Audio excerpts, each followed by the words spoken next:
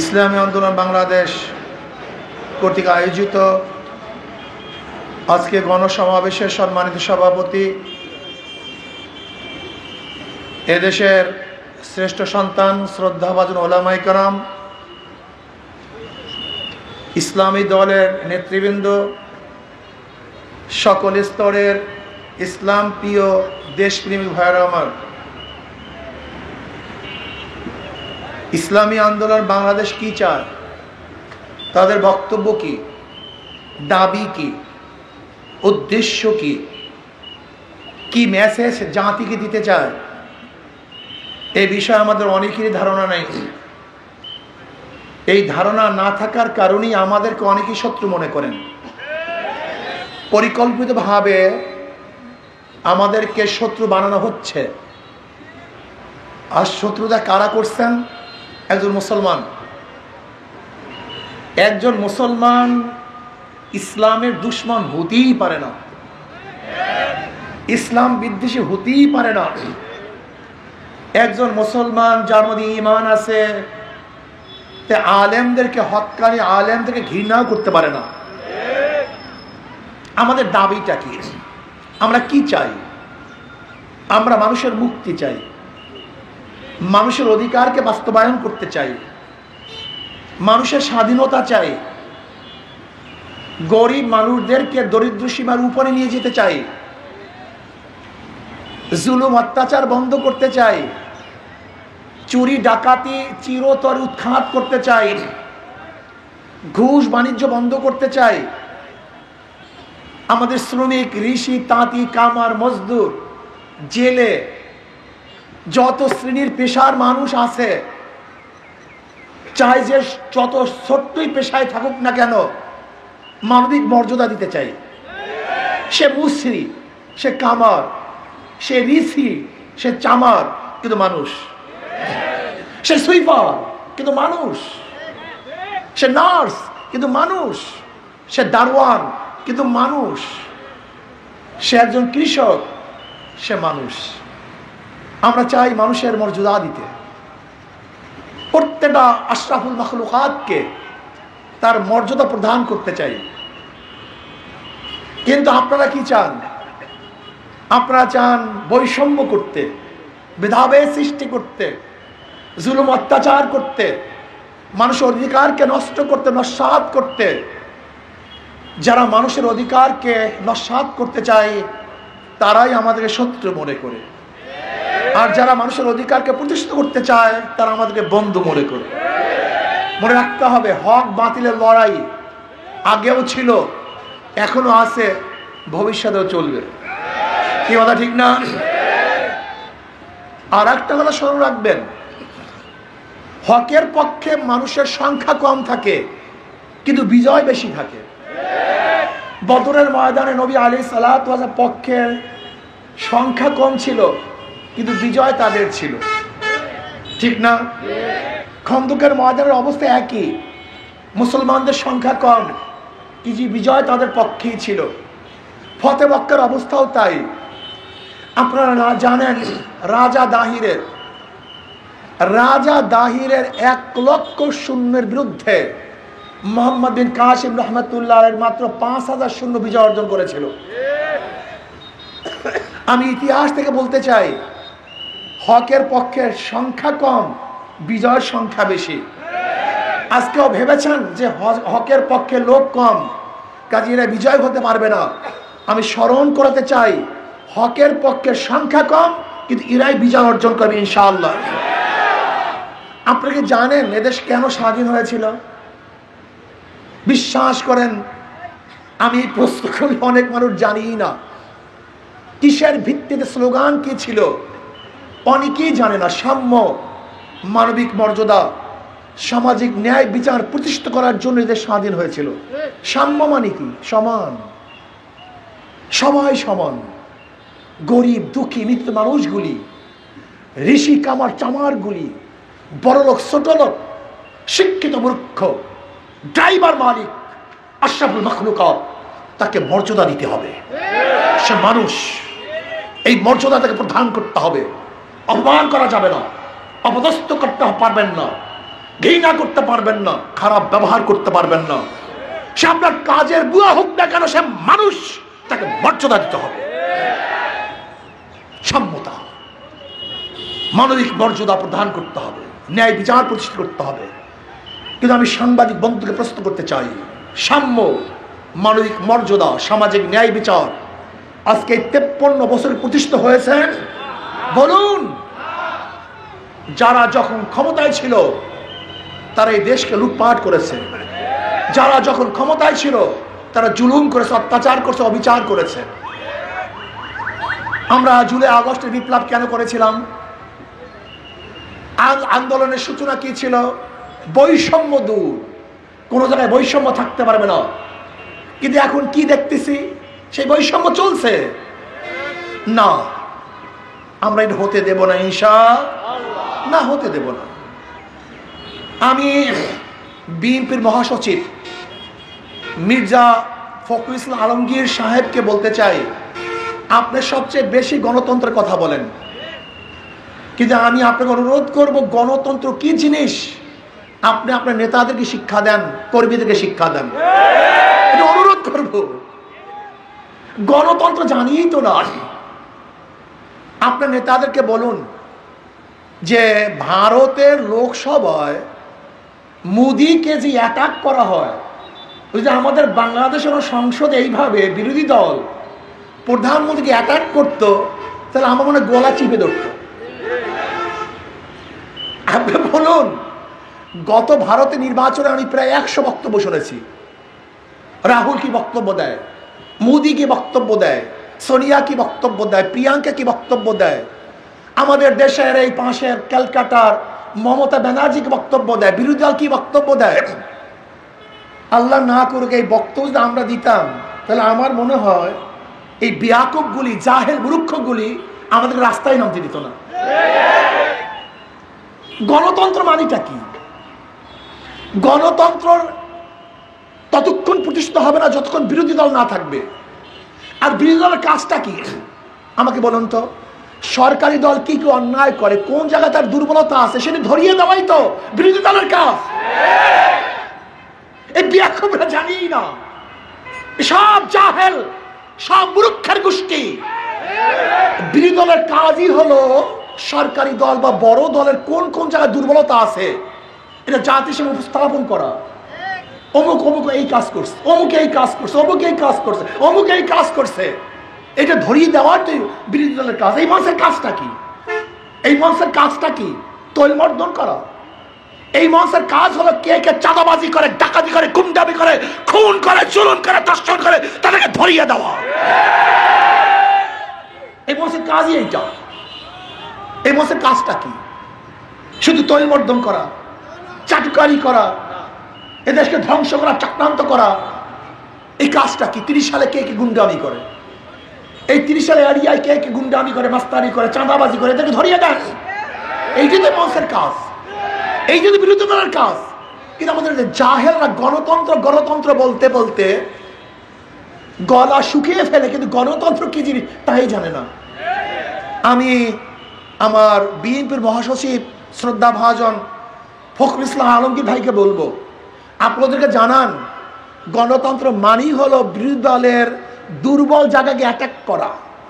কোন কোন জায়গায় কার দুর্বলতা আছে সেটা ধরিয়ে দিবে, উপস্থাপন করবে, জাতিকে জানিয়ে দিবে।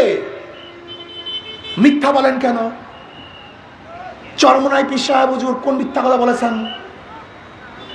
তিনি কখন নেশা করেছেন? তিনি কি ভণ্ডামি করেছেন? আপনারাই বলুন, এটা কি হয়? এটার নাম অ্যাটাক? এটা দুর্নাম। কি বলেছেন? মিথ্যা বলে নেশা খায় পীর সাহেব চরমনাই, মিথ্যা বলে নেশা খায়, এরকম স্লোগান পীর সাহেব চরমনাইয়ের ব্যাপারে হয়? আমাকে বলেন কি মিথ্যা বলেছে? কোন বক্তব্য তার মিথ্যা ছিল? আমি তো স্পষ্ট বলেছিলাম যে দেখেন, চাঁদা তুলে পল্টনে চলে যায় লন্ডন, এই বক্তব্য আমার না। আমি এই কথা স্পষ্ট বলেছি, এই বক্তব্য আমার না, মানুষে বলে। কাজে আপনাকে সংশোধন হওয়া দরকার, এটা আমার উদ্দেশ্য ছিল। আমি কে বক্তব্য দিয়েছি? আপনারা শুনেছেন এই বক্তব্য। আমি সেইটা বলেছি, আপনাদের ব্যাপারে বক্তব্য আসছে, আপনারা সংশোধন করেন। যদি এই বক্তব্য আমার থাকতো তাহলে আপনি আমাকে অ্যাটাক করতে পারতেন। এই বক্তব্য আমার না, আমি বলার সময় বলেছি এই বক্তব্য কিন্তু আমার না, মানুষ বলতেছে সংশোধন হন, কিন্তু আপনারা সংশোধন হননি। তবে হ্যাঁ, তারেক সাহেবের বিরুদ্ধে যে কুরুচিপূর্ণ স্লোগানগুলি দেওয়া হয়েছে এটা ঠিক না, এটা গণতন্ত্র না, এটা আদৌ ঠিক না। আমিও বিশ্বাস করতে পারি নাই সর্বোচ্চ বিদ্যাপীঠের ছাত্ররা এই স্লোগান দেয় কিভাবে, এটা দেওয়া ঠিক না। আমি মনে করি চরমনাই পীর সাহেব হুজুরের ইসলামী আন্দোলন বাংলাদেশের ভুল ধরিয়ে দেন, স্টেজে ভুল ধরিয়ে দেন, আমি খুশি হব। এই যে আপনার কাজ, আপনার কাজই হলো স্টেজের কাজ, হলো বিরোধী দলের কাজ হলো ইসলামী আন্দোলন সহ যে দলগুলি আছে তাদের কোন কোন জায়গায় ত্রুটি আছে, বিচ্যুতি আছে, ভুল আছে ধরিয়ে দেন। এইটাই তো বিরোধী দলের কাজ, এইটাই তো সৌন্দর্যতা। গণতন্ত্র সৌন্দর্যতাই যেখানে আপনারাই গণতন্ত্র চিল্লান, অথচ আপনাদের সমালোচনা করলে আপনারা সহ্যই করতে পারেন না। মূর্খতা বাদ দেন, শিক্ষিত হন, রাজনীতি সম্পর্কে জানাশোনা করেন, দুই একটা সংসদ দেখেন, গোটা দুনিয়ার সংসদগুলি দেখেন, সংসদে কিভাবে আলোচনা হয় শুনেন, বিরোধী দল ক্ষমতাসীনদেরকে কিভাবে অ্যাটাক করে একটু শুনে ধৈর্য ধারণ করেন। আপনারা তো গাঁজা নিয়ে ব্যস্ত থাকেন, মদ নিয়ে ব্যস্ত থাকেন, চাঁদা নিয়ে ব্যস্ত থাকেন, রাজনীতি শিখবেন কখন? কোথায় রাজনীতি শিখবেন? রাজনীতি তো শিখেনি না। মমতা ব্যানার্জি মোদিকে যেই ভাষায় কথা বলে, আমাদের দেশে কোনো বিরোধী দল যদি এই ভাষায় কথা বলতে আমার মনে হয় গুলি দিয়ে মেরে বলাইতো ডাইরেক্ট ডাইরেক্ট। কি আজীব এদেশের রাজনীতি। আমি একজন মির্জা ফখরুল ইসলাম আলমগীর সাহেবকে অনুরোধ করব, আপনি একটু গণতন্ত্র থেকে বুঝান, গণতন্ত্রের কাজটা কি, নিয়মটা কি, বিরোধী দলের কাজটা কি। যদি আমি বিএনপির ত্রুটিগুলো উন্মোচন না করি, ব্যক্ত না করি, তাহলে তারা সারবে, সংশোধন হবে? এইটা তো তাদের কাজ। আমাদের কাজটা কি? আবার বিএনপি সে কি করবে? ইসলামী আন্দোলন বাংলাদেশের, হ্যাঁ আপনারা কি সমালোচনা করেন, আমরা নাকি পড়াশোনাই করিনি। আপনাদের স্টেজ থেকে কি সমালোচনা আসছে যে আমরা নাকি এলেম নাই, পড়াশোনাই করি নাই। অথচ আমিও ডবল কামেল, আমার ভাই আমাদের আমির মুহতারাম তিনিও ডবল কামেল, ফেক আমরা ফার্স্ট ক্লাস, অথচ তারা বলে পড়াশোনাই করি নাই। এই সমালোচনা, এই মিথ্যা সমালোচনা করতেছেন। আপনাদের মূর্খতা গোটা দুনিয়ার মধ্যে ছড়ায়া পড়তেছে, জাহালাত গোটা দুনিয়ার মধ্যে ছড়ায়া পড়তেছে। আমি অনুরোধ করব আমাদের সমালোচনা করবেন, এটা আমার অনুরোধ, যৌক্তিক সমালোচনা করবেন, এইটাই তো সৌন্দর্যতা। চরমনাই পীর সাহেব অমুক জায়গায় চাঁদাবাজি করছে, চরমনাই পীর সাহেব এই মিথ্যা কথা বলছে, এটা ধরিয়ে দিবেন।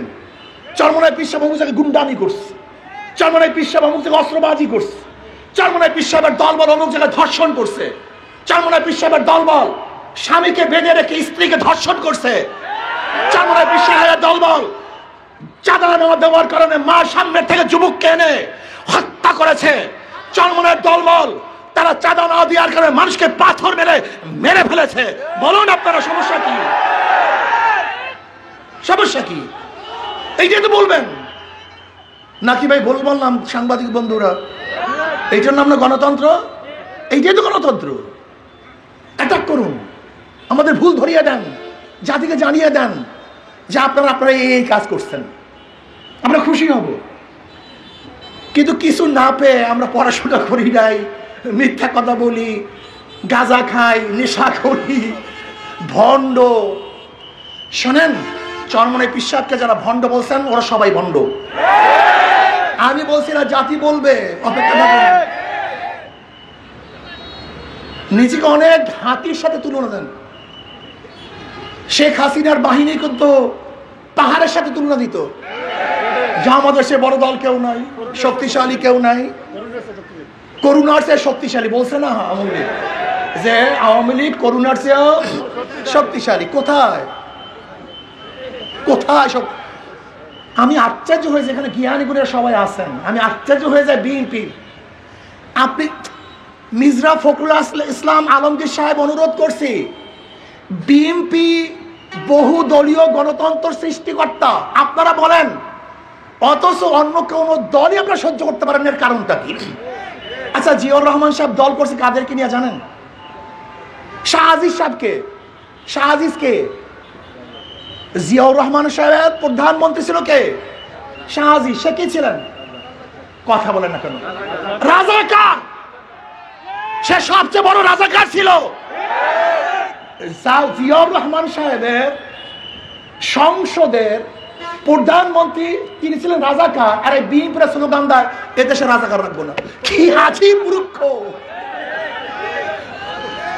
কি আজীব জাহেল। আওয়ামী লীগকে তো বিএনপির উপরে ক্ষোভটাই ছিল এই যে জিয়াউর রহমান সাহেব রাজাকারকে প্রতিষ্ঠিত করেছে, অথচ আজকে নিজেদের বিরুদ্ধে নিজেরা স্লোগান দিচ্ছে। জানি না জিয়াউর রহমান সাহেব কাদের কি দল করছে, তাদের প্রাইম মিনিস্টার কি ছিল, কয় মন্ত্রীদের কতজন রাজাকার ছিল, এরা জানি না, স্লোগান দেয়। শোনেন, যে স্লোগান ছিল আওয়ামী লীগের, সেই স্লোগানগুলি, কথা বলেন না কেন, যে স্লোগান ছিল আওয়ামী লীগের সেই স্লোগান কার? যে স্লোগানের জন্য আওয়ামী লীগ ধ্বংস হয়েছে, সেই স্লোগানের জন্য বিএনপি ধ্বংস হবে। লিখে রাখুন, লিখে রাখুন। যে স্লোগানের জন্য আওয়ামী লীগ ধ্বংস, একই স্লোগান যদি আপনি দেন, আপনি ধ্বংস হবেন। যেই পথে গিয়ে অবকে ধ্বংস হয়েছে, সেই পথ আপনি ধরলে আপনিও সেই পথে ধ্বংস হবেন। যেই বক্তব্যে একটা বক্তব্য ছিল শেখ হাসিনা, রাজাকারের বাচ্চা, এই এক রাজাকারের বাচ্চা বলার কারণে তার মসনদ ধ্বংস হয়ে গেছে। সেই শেখ হাসিনার রাজাকার আপনার মুখে মারছে, আপনার ধ্বংস হয়ে যাবেন, নিশ্চিত ধ্বংস হবেন। এর জন্য আমি অনুরোধ করব, বিএনপি যারা করেন করেন, পড়াশোনা করেন। শুধু ওই চকির তলে থেকে রান্ডা বের করেন না, পুরানো অস্ত্রগুলি বের করেন না, ছুরি টুরি বের করেন না, পড়াশোনা করেন, জানেন দল কি জিনিস, বিএনপি কি জিনিস। আমি চ্যালেঞ্জ দিলাম, যারা বিএনপি করে ওরা বিএনপি নীতিমালা পড়ে নেই, বিএনপির আদর্শ সম্পর্কে জানে না, বিএনপি শব্দের অর্থ জানে না, বাংলাদেশ ন্যাশনাল পার্টি, জাতীয় পার্টি কি জিনিস ওরা জানে না। ওরা দল করে না, ওরা চাঁদাবাজি করে। ওরা দল করে না, খুনের আশ্রয় স্থান খোঁজ করে। ওরা দল করে না, কোন জায়গায় গেলে ধর্ষণ করতে পারবে নিরাপদে সেই জায়গা খোঁজ করে। এরা দল করে না, আদর্শ নাই, নীতি নাই, চরিত্র নেই। এর জন্য আমি বিএনপির বন্ধুদেরকে বলবো, এই দেশকে রক্ষা করার জন্য আপনার কর্মীদেরকে সুশিক্ষিত করতে হবে, রাজনীতি সম্পর্কে জানাতে হবে, ডেমোক্রেসি কি জিনিস তাদেরকে শিক্ষা দিতে হবে। বিরোধী দল আপনাকে অবশ্যই নরম নরম জায়গায়, দুর্বল জায়গায় অ্যাটাক করবে, এটা সহ্য করতে হবে, এটা শিক্ষা দিতে হবে, এটা শিক্ষা গ্রহণ করতে হবে। মিথ্যা বলা যাবে না, চাপাবাজি করা যাবে না, দুর্নীতি করা যাবে না, চাঁদাবাজি করা যাবে না, ধর্ষণ করা যাবে না, অন্যায় করা যাবে না, খুন করা যাবে না, এটা শিক্ষা দিতে হবে। যদি শিক্ষা দেন তাহলে কর্মী গঠন হবে, দেশ গঠন হবে। আমি বিশ্বাস করি আগামীতে ইনশাআল্লাহ এই জাতিকে আর অন্ধকারে রাখতে কেউ পারবে না। 53 বছর যারা জাতিকে অন্ধকারে রেখেছে, আগামী নির্বাচনে তাদেরকে অন্ধকারে রাখতে পারবে না। এই চাঁদাবাজি করতেছে কেন? নির্বাচনে টাকা খরচ করবে, কোটি কোটি টাকা খরচ করবে। আমি ভোটারদেরকে বলবো, ওরা যত বেশি টাকা দিবে সব খেয়ে ফেলবে, কিন্তু ভোট দিবেন না। এই টাকা আপনাদের টাকা, এই চাঁদাবাজির টাকা, গুন্ডামির টাকা, লুটের টাকা, যত দিবে তত নিবেন, কিন্তু জালেমদেরকে, চাঁদাবাজদেরকে ভোট দিবেন না। বলবেন আরো দাও, বলবেন আরো, আর নিচে 5,000 কোটি দিয়েছে মাত্র 500 টাকা। হ্যাঁ, ওরা যেন প্রত্যেকটা ভোট কমপক্ষে 50,000 টাকা ক্রয় করে পারবে। যত দিবে তত নিবেন, কিন্তু কথা কয় না, ঘটনা যত দিবে, কিন্তু টাকা কাদের?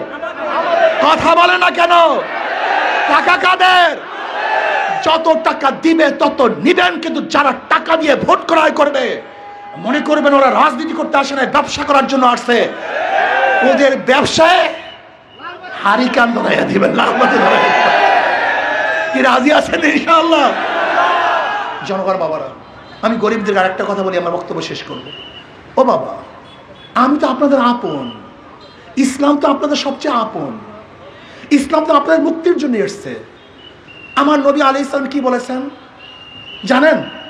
তিনি বলেছেন, আল্লাহ তুমি আমাদের গরিবদের সাথে রাখিও, গরিবদের সাথে মৃত্যু দিও, গরিবদের সাথে হাসর করিও। আমার নবী গরিবের পাগল, আর গরিবরা ইসলামের পাগল না। আপনি কি জানেন ইসলাম হুকুমাত হলে কি হবে? আগামী 5-10 বছরের মধ্যে প্রত্যেকটা গরিব দরিদ্র সীমার উপরে চলে যাবে। বর্তমানে পুঁজিবাদী অর্থনীতি ধনীকে ধনী বানায়, গরিবকে গরিব বানায়। আপনি যাবেন ব্যাংকে, ম্যানেজার সাহেব আমাকে 10 লক্ষ টাকা লোন দেন, ম্যানেজার সাহেব কি বলবে? মর্গেজ দেন। বলবেন আমি তো গরিব, কোথায় মর্গেজ পাবো, কোথায় টাকা পাবো কোথায়? তাহলে আপনার জন্য টাকা না, আপনার জন্য লোন না, যাদের আছে ব্যাংক তাকেই দেয়, যার নাই ব্যাংক তাকে দেয় না। অর্থাৎ ধনীকে ধনী বানায়, গরিবকে। বর্তমান পুঁজিবাদী অর্থনীতি 1000 বছর চললেও কোনো গরিব ধনী হবে না। আর ইসলামের গোটা অর্থনীতি গরিবদের জন্য, জাকাত কাদের জন্য? গরিবদের জন্য। ফিতরা কাদের জন্য? গরিবদের জন্য। মানত কাদের জন্য? গরিবদের জন্য। ওসর কাদের জন্য? গরিবদের জন্য। দান কাদের জন্য? সবই গরিবদের জন্য। ইসলামের গোটা অর্থনীতি গরিবদের জন্য। কিন্তু কপাল পরা গরিবরা ইসলামকে পছন্দ করে না।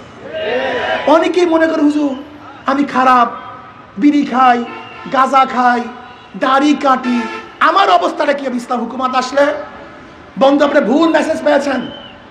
এক গাঁজাখোর আমাকে প্রশ্ন করতেছে, হুজুর ইসলাম হুকুমাত আসলে আমার গাঁজার অবস্থাটা কি হবে? আমার গাঁজা, ও তো গাঁজার পাগল। আমি বললাম, বাবা তুমি কি মসজিদে গিয়ে গাঁজা সেবন করতে পারো? বলে না। আমি বলি কেন? বলে হুজুর পরিবেশ নাই। আমি বললাম ইসলামী হুকুমাত আসলে গোটা বাংলাদেশটা পরিবেশ হয়ে যাবে যেখানে তুমি নিজেই গাঁজা সেবন করতে পারবে না। বিশ্বাস হয় না আপনাদের? হয়েছে না? হয় নাই? আচ্ছা বলেন তো, এখানে যারা আছেন এমন একজন নাই যে ধূমপান করেন, বিড়ি খান? একজনও নাই? তা বিড়ি খান না কেন? কথা বলেন না কেন? নিষেধ করছি, বাধা দিছি, বিড়ির কথা বলছি যে খাবেন না, তা খান নাই কেন? একবার মনে চাইছে? তার মানি বাধা দিতে হয় না, বলতে হয় না, জোর করতে হয় না। পরিবেশ আপনাকে অন্যায় থেকে ফিরে ফেলাইছে। আজকে বাংলাদেশের অন্যায় হচ্ছে কেন?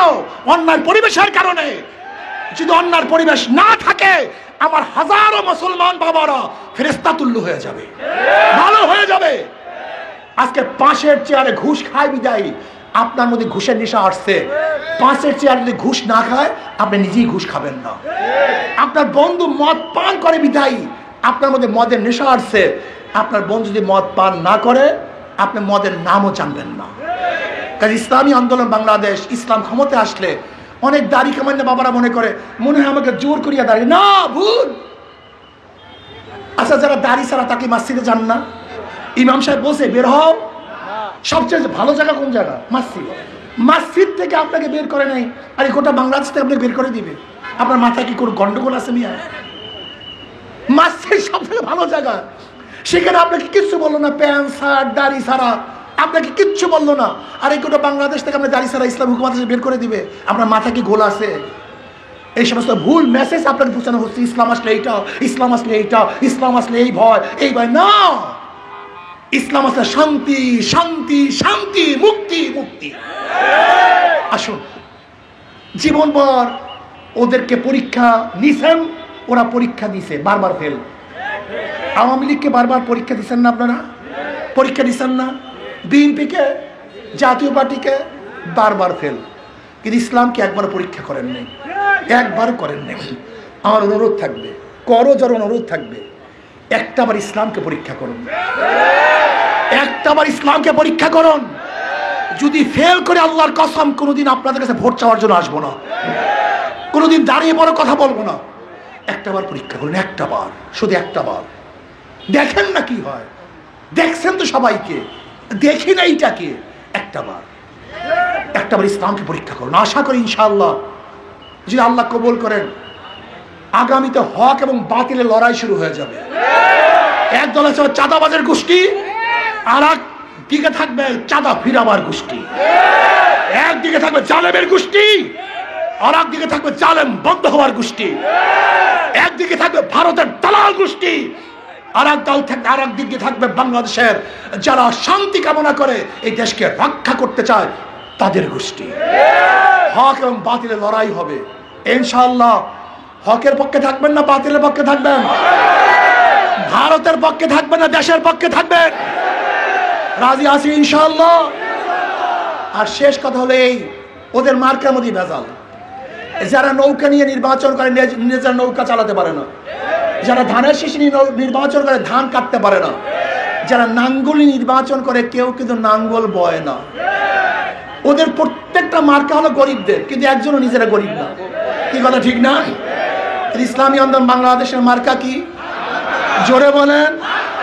যারা নির্বাচন করে তারাও চালাতে পারে, যারা করে তারাও চালাতে পারে, মহিলারাও চালাতে পারে, পুরুষরাও চালাতে পারে, হিন্দুরাও চালাতে পারে, মুসলমানরাও চালাতে পারে, ধনীরাও চালাতে পারে, গরিবরাও চালাতে পারে। কেউ কার মার্কা নিয়ে ঘুমায় না, কেউ কার মার্কা বুকে নিয়ে, কিন্তু হাত পাখা ঘুমের সময় বুকের উপরে থাকে। কোথায় থাকে? এটা সর্বজনীন মার্কা, শান্তির মার্কা। কারেন্ট ফেল করে, হাত পাখা ফেল করে। ইনশাআল্লাহ রাজি আছেন না? ইনশাআল্লাহ। সব মার্কা দেখা শেষ, হাত পাকার বাংলাদেশ। সব মার্কা দেখা শেষ। কে কে রাজি আছেন? দুই হাত তুলে নারায়ে তাকবীর, নারায়ে তাকবীর। আল্লাহ কবুল করে নেন। আমাদের